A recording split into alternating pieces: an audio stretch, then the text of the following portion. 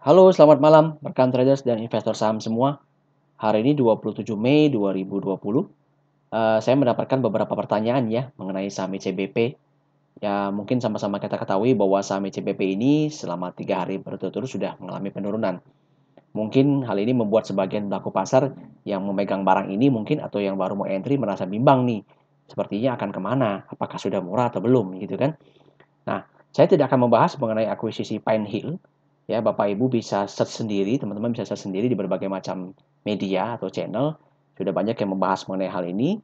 Silahkan diputuskan sendiri karena pendapatnya berbeda-beda. Silahkan disimpulkan sendiri ya. Namun saya akan lebih memfokuskan diri kepada pertanyaan utamanya. Karena ada dua pertanyaan umum yang ditanyakan mengenai pergerakan ICBP ini seperti apa. Yang pertama adalah, apakah di harga saat ini, harga saham ICBP sudah layak investasi? Oke, untuk menjawab hal ini, kita akan gunakan cara cepat Bapak Ibu ya. Saya akan gunakan yang namanya PBV Band ya. Saya sebut juga ini sebagai cara cepat atau shortcut untuk memperkirakan sebuah valuasi wajar dari sebuah saham gitu ya. Sekali lagi, PBV Band itu memiliki akurasi yang lebih baik apabila kita terapkan pada perusahaan-perusahaan yang memang secara pertumbuhan laba bersihnya cukup stabil ya, sehingga secara kapasitasnya itu dia cocok diterapkan pada saham-saham blue chip seperti CBP ini ataupun saham-saham sekunder juga bisa, tapi dengan syarat pertumbuhan laba bersihnya harus stabil. Kenapa harus laba bersih yang stabil? Karena kita ketahui bersama bahwa PBV itu terbentuk dari ekuitas, dan ekuitas terbentuk dari laba bersih yang ditahan, sehingga relasi itu tentu sangat kuat ya Bapak Ibu, sehingga dia harus dihasilkan dari laba bersih yang stabil tersebut. Ya, sekali lagi ini adalah shortcut Bapak Ibu ya, hanya cara cepat saja untuk menilai sebuah saham apakah sekarang sudah murah atau belum ya. Tidak bisa serta-merta kita hanya menggunakan PBV Band sebenarnya gitu ya. Bapak Ibu harus menggunakan berbagai kombinasi valuasi yang harus kita konfirmasikan ke dalam sebuah area beli yang nyaman bagi kita kalau memang kita bertujuan untuk melakukan investasi. Oke. Pertanyaan kedua adalah, sekiranya apakah harga saham ICBP akan kembali turun setelah 3 hari terakhir ini terus-menerus mengalami penurunan? Oke, saya akan mencoba menjawab pertanyaan ini dengan menggunakan pendekatan analisa teknikal tentunya ya, untuk mencoba memperkirakan sekiranya harga ECBP akan bisa turun kemana atau apakah akan turun ataukah akan segera naik seperti itu ya. Sekali lagi ini hanya berupa estimasi saja Bapak Ibu, hanya berupa perkiraan, tidak ada yang bisa memastikan 100% tepat akurasinya ya, tapi setidaknya dengan menggunakan pendekatan analisa teknikal Bapak Ibu bisa mendapatkan view yang lebih baik ya, keputusan yang lebih baik sebelum nantinya memutuskan untuk entry buy ya ataupun sell saham ini ya. Kembali lagi ke risk profile masing-masing dari Bapak Ibu semua. Oke, baik, langsung saja kita masuk ke pertanyaan pertama. Jadi untuk pertanyaan pertama ini Bapak Ibu harus mendapatkan terlebih dahulu historis PBV dari saham ICBP ini. Bapak Ibu bisa dapatkan ini di website Indo Premier atau iPod ya. Sekali lagi saya tidak sedang mempromosikan website iPod karena menurut saya pribadi saja memang datanya cukup baik itu untuk kita gunakan. Jadi ya sekali tidaklah ada afiliasi sama sekali dengan iPod ya. Namun sekali lagi data yang ditampilkan pada chart fundamental ini, pada data fundamental ini Bapak Ibu harus validasi kembali karena menurut saya tidak valid Bapak Ibu ya. Banyak angka-angka yang kurang tepat. Jadi saya sangat menyarankan kepada teman-teman semua atau Bapak Ibu semua untuk lakukan sendiri konfirmasi terhadap laporan keuangan dari ICBP ini. Ambil semua angka-angkanya dan hitung sendiri rasio-rasionya. Itu akan jauh lebih baik. Namun kalau cuma sekedar ingin pengen tahu berapa sih harga wajar ICBP gitu ya, ya bisa saja kita pakai gitu. Kalau hanya sekedar ingin tahu secara cepat, kita bisa gunakan lah gitu ya. Dan untuk sharing hari ini saya bisa praktekkan dengan menggunakan data-data seperti ini ya, agar waktunya tidak terlalu banyak yang terbuang. Oke, data yang kita butuhkan yang pertama adalah ini Bapak Ibu ya. Jadi kita butuhkan data PBV-nya ya, karena terakhir rilis kinerja keuangan dari CBP adalah di kuartal 1 2020, sehingga kita ambil saja yang di bagian ini ya, 3,37. Kemudian kita ambil juga yang 4,48, 4,88, 5,37, 5,11, 5,41, 4,79 juga 5,08. Datanya cukup lengkap ya, ada kurang lebih sekitar 6 tahun terakhir. Kita juga harus ambil yaitu data book value per share ya, yaitu data harga bukunya atau book value dari CBP berdasarkan hasil dari result kuartal 1 2020. Oke, saya sudah melakukan rekapitulasi dari harga-harga tersebut, dari angka-angka tersebut ya, ke dalam Excel, yaitu kurang lebih sebagai berikut. Oke, jadi kita akan rekap seperti ini. Kita akan lakukan rekap selama 6 tahun terakhir seperti ini ya, kurang lebih 6, dari 2020 ke 14 itu sekitar 6 tahun terakhir ya.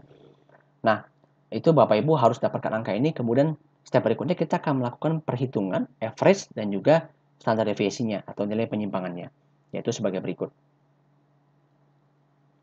Nah, contohnya sebagai berikut ya Bapak Ibu.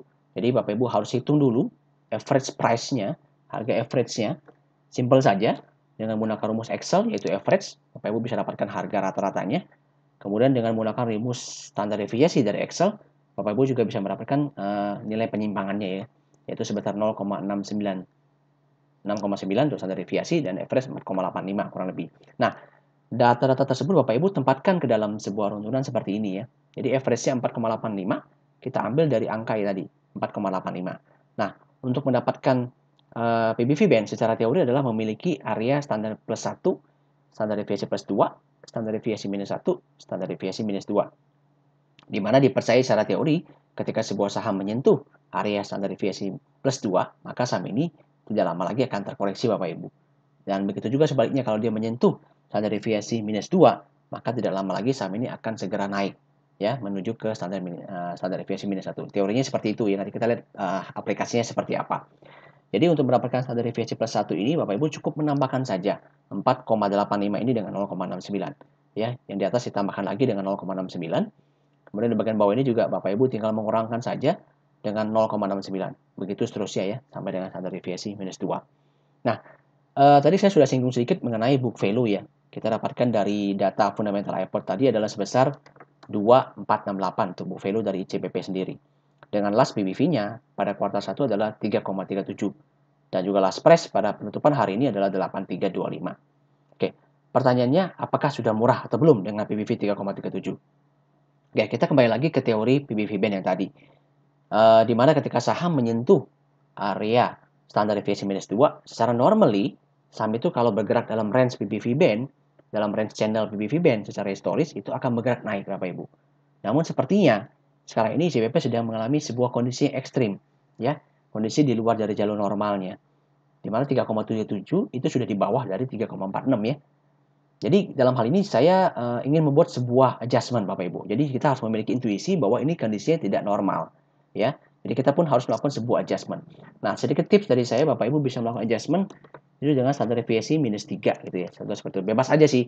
Ini hanya style saya aja, ya, kurang lebih bisa seperti ini. Jadi kita bisa dapatkan datanya kita kurangkan lagi, ya. Jadi kita bisa dapatkan angka di sekitar 2,76 untuk standar deviasi minus 3, ya. Oleh karena itu, kita baru bisa bilang harga valuasi dari ICBP murah apabila harganya menyentuh harga 6.800 itu Bapak Ibu, ya. Bahkan kalau bisa di bawahnya. Jadi pertanyaannya sudah kejawab apa belum? Ya, di harga 8.325 berarti ICBP belum murah ya Bapak Ibu semua, rekan-rekan semua, belum murah. ICBP kita sebut murah kalau dia sudah turun mendekati 6.800 dan di bawahnya. Oke. Jadi untuk yang ingin entry investasi maka sebaiknya hold dulu ya. Kalau menurut saya di hold dulu. Tunggu di harga 6.800-an. Ya, nanti kita akan lihat perbandingan dengan view teknikalnya seperti apa ya. Jadi ini sudah menjawab ya pertanyaan pertama ya. Saat ini belum murah, silakan kalau mau cicil itu di bawah 6.800 akan lebih baik. Ya, jangan beli semua, tapi cicil beli Bapak Ibu ya. Oke. Baik, saya rasa cukup untuk yang jawaban pertama ini, pertanyaan pertama. Kita akan langsung masuk ke pertanyaan kedua. Seberapa besar kemungkinannya ICBP akan bergerak turun lagi ataupun bergerak naik? Nanti kita lihat seperti apa dari hasil chartnya. Ya. Oke. Nah, berikut merupakan chart dari ICBP ya. Oke, seperti yang dilihat pada layar bahwa di area terdekat Bapak Ibu ya, di area support kotak hijau ini sudah saya gambarkan sebelumnya, itu terdapat area support yang cukup kuat untuk ICBP ya. Supposed to be ICBP kalau menyentuh area ini seharusnya akan ada perlawanan atau demand area dari ICBP. Di mana sebelumnya ketika dia turun dia meninggalkan area gap di sini Bapak Ibu sekitar 8.900 ya CBP, sehingga saya lihat kalau misalnya terjadi reversal dari ICBP itu sendiri, maka dia setidaknya akan mencapai harga 8.900 itu sendiri. Oke. Nah, pertanyaannya apakah besok saham ini akan terus mengalami penurunan apa tidak? Akan lanjut turun lagi apa tidak? Jawabannya adalah iya Bapak Ibu ya. Secara sinyal teknikal saham ICBP sendiri itu potensi mengalami penurunan ya. Jadi secara garis Mercedes sendiri masih bergerak turun. Jadi tonnya saat ini ya, tonnya saat ini bagi ICBP itu negatif Bapak Ibu ya. Jadi potensi dia untuk turun terus menyentuh area support itu masih cukup besar peluangnya, ya. Jadi nanti kita harus lihat lagi lebih lanjut, apakah dia mampu bertahan. Ya, kalau misalkan dia hanya reversal ke area gap, ini belum merubah keadaannya Bapak Ibu ya. Karena saat ini CBP masih mengalami penurunan ya, masih mengalami penurunan dalam tren turunnya. Jadi kalau dia hanya reversal ke area gap ini Bapak Ibu, ini belum merubah tren turunnya. Jadi kalau misalkan nanti terjadi reversal, kita harus ngapain gitu ya. Berarti ya untuk yang ingin investasi jangan dulu, jangan masuk dulu gitu. Tunggu saja harganya. Karena harga tersebut belum layak untuk kita entry gitu. Oke. Nah, bagaimana kalau misalnya terjadi dia ketika menyentuh area support kotak hijau tidak mampu bertahan ya. Sekali lagi, kita harus menunggu area support lainnya, Bapak Ibu ya. Seperti di sini saya sudah gambarkan area support kotak kuning ini menjadi tahanan berikutnya dari ICBP.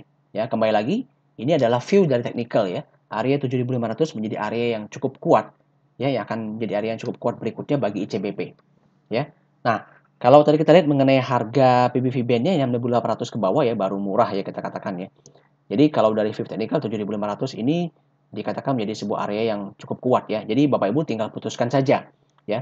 Mau entry pertama di harga 7.500 juga boleh. Tapi hanya entry sedikit saja gitu ya. Hanya 10% atau maksimal 20% dari modal. Karena masih akan ada satu lagi area support berikutnya ya. Yang di harga 6.700-800 ini yang istilahnya ibaratnya sesuai dengan prediksi atau valuasi dari PBV band tersebut ya. Jadi dari view technical ini bisa kita dapatkan bahwa area 6.800 sampai 7.500 ini merupakan area yang mungkin bisa Bapak Ibu tetapkan pembelian pertama kalau untuk tujuan investasi gitu ya. Nah, di mana nanti pembelian yang lebih besar lagi bisa dilakukan di harga 6.800 sampai ke bawahnya. Ya, karena kalau kita memanjang lagi, kita berharap terus ini JBP turun, tentu kita mungkin tidak berharap seperti itu ya. Tapi kalau misalkan kita terus berharap turun bagi teman-teman yang ingin beli saham ini, maka baru boleh beli lagi di harga sekitar 5.500 ya. Jadi area pertama 7.500 bisa dipertimbangkan sebagai entry pertama, area berikutnya 6.800 sebagai entry kedua, 5.500 sebagai entry ketiga. Nah, disitulah peran teknikal ya, membantu kita memutuskan lebih baik itu untuk melakukan entry saham ini ya, meskipun dengan tujuan investasi. Oke, baik, saya rasa cukup sekian Bapak Ibu ya. Silakan like, share dan komen video ini kalau memang dirasa bermanfaat ya. Saya rasa cukup baik harusnya memberikan insight kepada teman-teman semua sebelum nanti memutuskan apakah harus entry beli ataupun mungkin ada yang memutuskan untuk jual. Saya tidak akan merekomendasikan itu, silakan diputuskan masing-masing. Tinggal nanti diikutin saja update dari saya di free channel Telegram saya di @smsaham. Silakan diikutin seperti apa. Nanti saya akan memberikan beberapa update ke depannya. Oke, baik. Sebelumnya terima kasih atas atensinya. Selamat malam.